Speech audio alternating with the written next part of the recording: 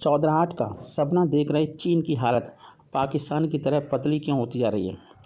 चीन अपने सबसे बड़े रियल एस्टेट डेवलपर एवरग्रांडे के पतन के बाद चल रहे संपत्ति बाजार संकट से भी निपट रहा है। चीन की सरकार यह संदेश देती रहती है कि सब कुछ नियंत्रण में है, कंट्रोल में है, लेकिन हकीकत रियल कुछ और ही है। रियल इससे अलग है, डिफरेंट है। लगभग 3 हफ्ते पहले चीन के नेता शी जिनपिंग की अध्यक्षता में एक बैठक हुई थी। बैठक में अधिकारियों ने स्वीकार किया कि चीन की अर्थव्यवस्था नई कठिनाइयों और चैलेंजेस का सामना करना पड़ रहा है। और सिन्हुआ एक समाचार एजेंसी है, शिन्हुआ समाचार एजेंसी के मुताबिक अगर हम देखें तो उनके अधिकारियों ने अर्थव्यवस्था को बढ़ावा देने का वायदा तो किया था, लेकिन वो फेल हो रहे हैं। फेल होने के बहुत सारे कारण हो सकते हैं। कोविड प्रतिबंधों के हटने के बाद साल की शुरुआत में अर्थव्यवस्था में तेज़ी भी आई थी, लेकिन चीन की अर्थव्यवस्था बुरे दौर से गुजर रही है। आर्थिक दिक्कतें, घरेलू मांग में कमी और कई वजह चीन को गंभीर वैश्विक अर्थव्यवस्था वाला देश बना रहे हैं। चीन ने आर्थिक आंकड़ों को लेकर एक रिपोर्ट पेश की है जो देश के अधिकारियों को परेशान करने लगा है। इस रिपोर्ट के मुताबिक उपभोक्ताओं कंज्यूमर्स और व्यापार भुगतान की कीमतें लगातार क्या हो रहा है, गिर रही हैं। गिरने का मतलब ये हुआ जैसे किसी का 1 करोड़ रुपये का भुगतान होना है तो उसे 80 लाख रुपए मिल रहे हैं तो 20 लाख का घाटा हो रहा है। जुलाई में खुदरा बिक्री और औद्योगिक उत्पादन में भारी गिरावट दर्ज की गई। रियल एस्टेट में निवेश लगातार गिर रहा है। नतीजन शेयर बाजार में भी गिरावट दर्ज की गई है। हांगकांग के कारोबार को करने वाले चीनी शेयरों का एक सूचकांक इस महीने 9% से ज़्यादा गिर चुका है। बड़ी शेयर मार्केट कंपनियां जैसे बेंचमार्क, हैग, सैग इंडेक्स निचले पायदान पर हैं। इसके सदस्यों में चीन की real estate company country garden भी शामिल है, जिसने इस महीने अपनी आधी वैल्यू गंवा दी है। निवेश बैंक नोमुरा के विश्लेषक ने एक रिपोर्ट में लिखा, चीनी अर्थव्यवस्था अभी तक आने वाले सबसे खराब दौर का सामना कर सकती है। चीन की real estate company country garden को अरबों डॉलर का नुकसान हो चुका है। कंपनी पर 200 अरब डॉलर का बिल बकाया हो गया है। ये कंट्री गार्डन का संभावित पतन माना जा रहा है, मतलब अब तो गई काम से। कंट्री गार्डन पर कैसे आई मुसीबत, ये जानने की कोशिश करते हैं। 1 साल पहले country garden real estate company की एक मॉडल कंपनी मानी जाती थी। कंपनी ने लापरवाही करना शुरू किया और बिलों का भुगतान बंद कर दिया। मतलब अगर कोई किस्त 5,000 रुपये की तो वो देता रहे तो समस्या नहीं है, और उसने किस्त रोक दी 1 साल तक तो फिर वो इतना पैसा कहाँ से लेके आएगा। 1992 में यांग गुओ कियांग ने कंट्री गार्डन की स्थापना की थी। इसे दुनिया का सबसे बड़ा रियल एस्टेट बूम माना जाता था। इसकी सफलता ने यांग को अरबपतियों में लाकर खड़ा कर दिया। कंपनी देश की तरक्की के लिए नज़ीर बन गई, मतलब एक प्रकार का क्या, एक सेट बन गया कि हाँ एक गोल बन गया, एक प्रकार का एग्जाम्पल सेट कर दिया। चीनी लोगों के पास पैसा बनाने के लिए विश्वसनीय विकल्प बने। उन्होंने अचल संपत्ति में अपनी आय और बचत का निवेश किया, मतलब प्लॉट में, फ्लैट में, घर मकान में, दुकान में, अचल संपत्ति। कई बड़े निजी डेवलपर्स की तरह कंट्री गार्डन ने उधार लेना जारी रखा और अपने कर्ज का भुगतान करने के लिए खूब उधार लिया। बिल बहुत बड़े होने लगे। अधिकारियों को डर लगने लगा कि कंपनी का कर्ज देश के पूरे वित्तीय प्रणाली को खतरे में डाल सकता है।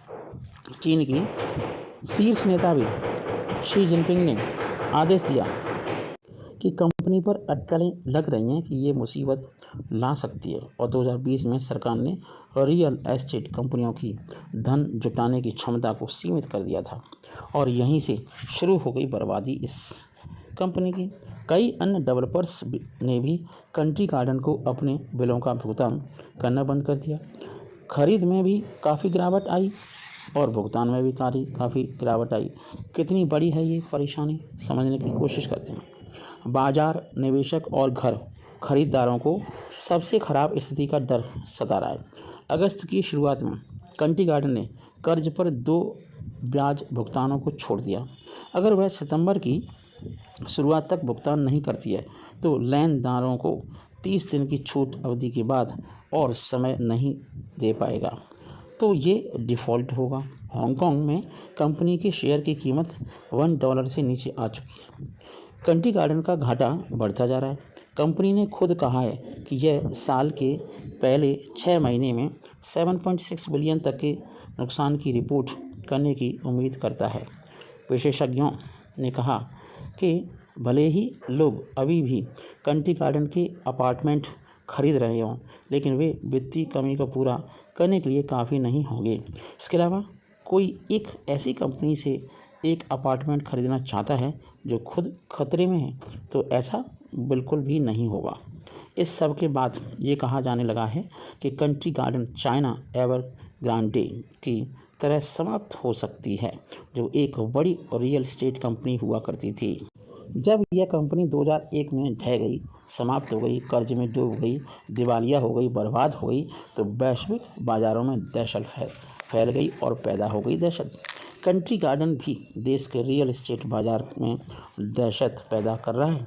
कई चीनी विश्लेषक ये लिख रहे हैं कि कंट्री गार्डन डिफ़ॉल्ट एवरग्रांडे जितना प्रभावशाली हो सकता है, क्योंकि यह बहुत बड़ा है। यह और भी बदतर हो सकता है। बड़े डेवलपर्स पहले ही निराश हो चुके हैं और 1995 में एक लकड़ी के बिजनेस के तौर पर जोंगजी एंटरप्राइजेस की शुरुआत हुई थी।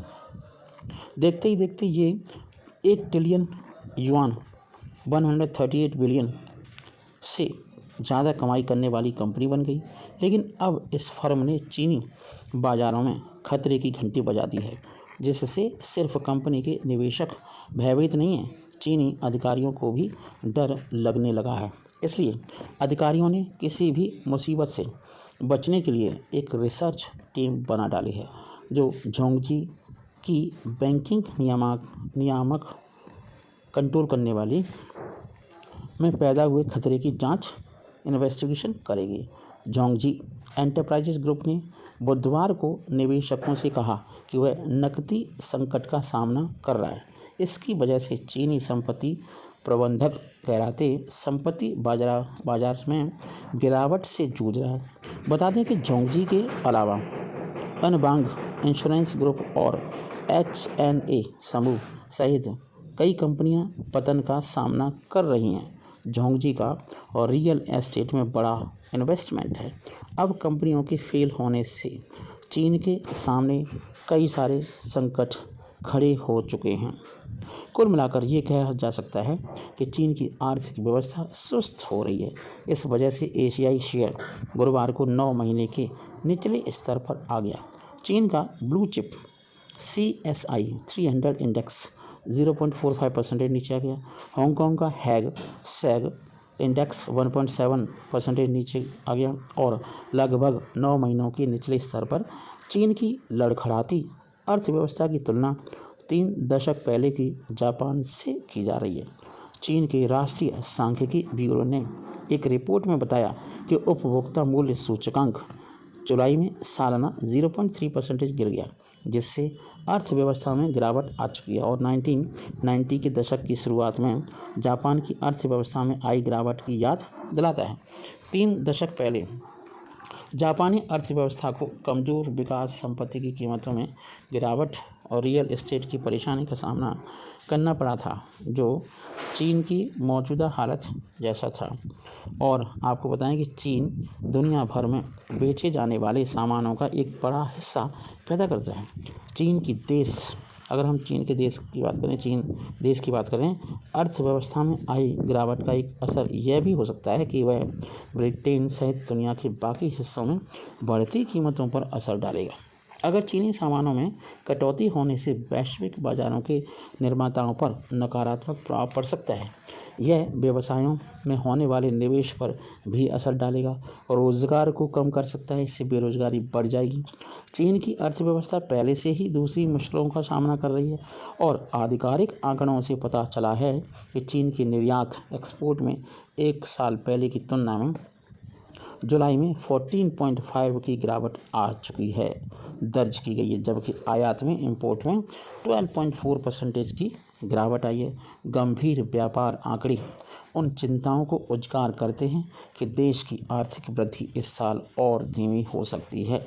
चीन अपने सबसे बड़े रियल एस्टेट डेवलपर एवरग्रांडे के पतन के बाद चल रहे संपत्ति बाजार संकट से भी निपट रहा है। चीन की सरकार यह संदेश देती है कि ये सब ठीक ठाक है, लेकिन ऐसा नहीं है।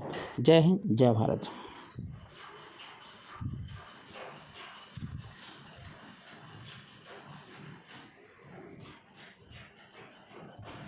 और ये 3:30 के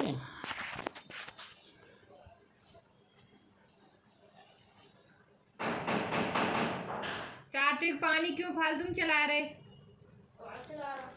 हाँ, अंबर स्टेशन से। अंबर बोतल ठंडे पानी से पूरी तरह भरी है, क्योंकि बच्चे पानी वानी मांगते हैं।